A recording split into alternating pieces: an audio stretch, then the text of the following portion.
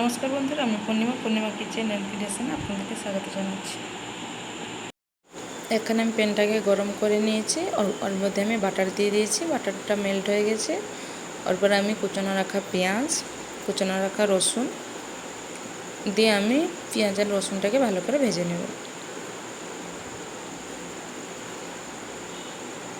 পেঁয়াজটাকে ভালো করে ভেজে নিয়েছি।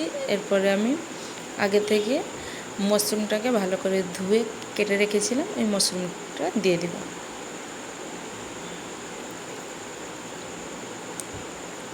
ওর মধ্যে পরিমাণ মতো লবণ দিয়ে দিব।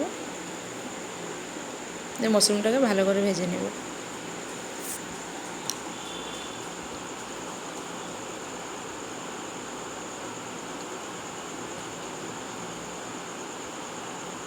মাশরুম থেকে যতটুকু জল বেরিয়েছিল, জলগুলো শুকে গেছে। এবার আমি কিছু গুঁড়ো মশলা দিয়ে দিব।